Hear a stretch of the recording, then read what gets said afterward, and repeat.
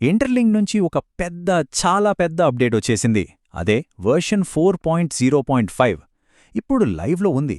కానీ ఆగండి, టీం దీన్ని కేవలం ఒక అప్డేట్ అని పిలవట్లేదు. వాళ్ళేమంటున్నారంటే ఇది ఒక చివరి అధ్యాయమట. భలే ఆసక్తిగా ఉంది కదా. అసలు ఏంటి చివరి అధ్యాయం కథ? పదండి లోపలికి వెళ్ళి వివరంగా చూసేద్దాం.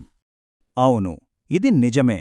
ఇది ఇంటర్లింక్ 4X సిరీస్కి ఒక రకంగా ముగింపు పలుకుతోంది.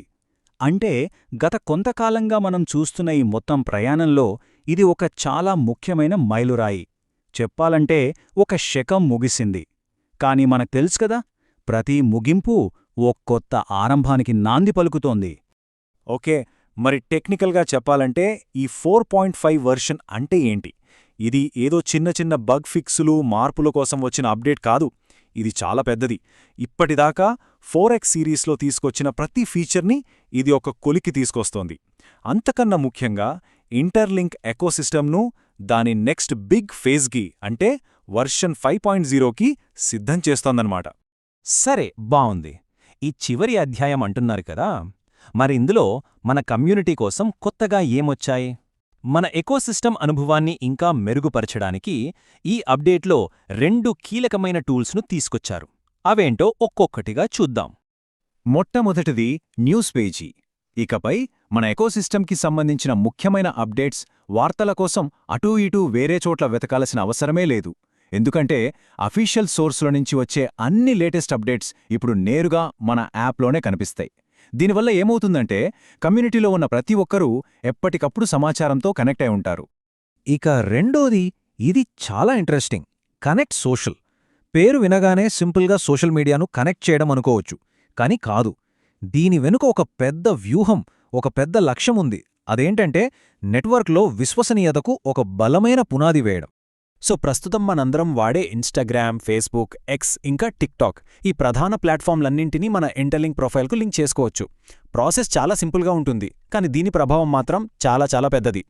అసలు డౌట్ ఏంటంటే ఈ సోషల్ ఖాతాలను ఎందుకు లింక్ చేయాలి, దానివల్ల ఉపయోగమేంటి అనే కదా. సమాధానం ఈ 3 స్టెప్స్లో ఉంది. స్టెప్ 1, ముందు మన సోషల్ ఖాతాలను లింక్ చేస్తాం. స్టెప్ 2, అలా చేయడం వల్ల మన ప్రొఫైల్ యొక్క విశ్వసనీయత, అంటే క్రెడిబిలిటీ అమాంతం పెరుగుతుంది.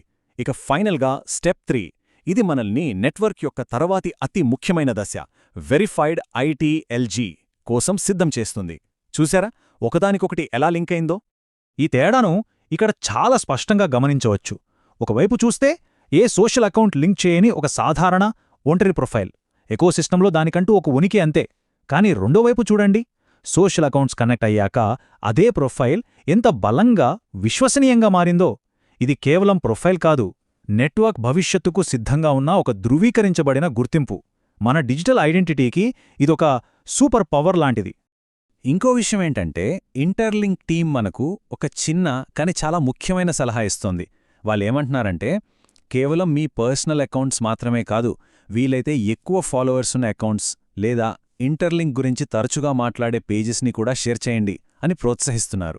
ఎందుకంటే దీనివల్ల మన ఒక్కరి ప్రొఫైలే కాదు, మొత్తం నెట్వర్క్ యొక్క విశ్వసనీయత కూడా పెరుగుతుంది. ఒక్క నిమిషం మనం వెనక్కి తగ్గి ఈ మొత్తం చిత్రాన్ని పెద్దగా చూస్తే ఇంటర్లింక్ ప్రయాణం మనకు చాలా స్పష్టంగా కనిపిస్తుంది. గడిచిపోయిన 4.x సిరీస్ అది ఒక బలమైన పునాడి వేసింది. ఇప్పుడు మనం చూస్తున్న ఈ V4.0.5 అది గతాన్ని, భవిష్యత్తుని కలిపే ఒక వంతెన లాంటిది. ఇక రాబోయే వర్షన్ 5.0 అదే అసలైన తదుపరి దశ, ఈ పునాది మీద కట్టబోయే ఒక భారీ నిర్మాణం.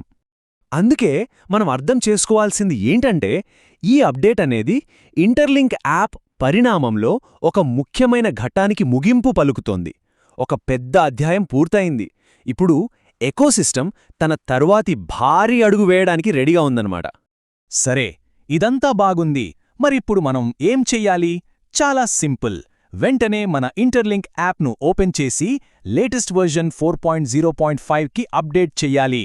ఆ తర్వాత ఈ కొత్త ఫీచర్లని స్వయంగా ఎక్స్ప్లోర్ చేసి చూడాలి. ముగించే ముందు ఒక్క ప్రశ్న. పునాది అయితే చాలా బలంగా వేశారు. మరి ఈ పునాది మీద రాబోయే వర్షన్ 5.0తో ఎలాంటి అద్భుతాన్ని నిర్మించబోతున్నారు?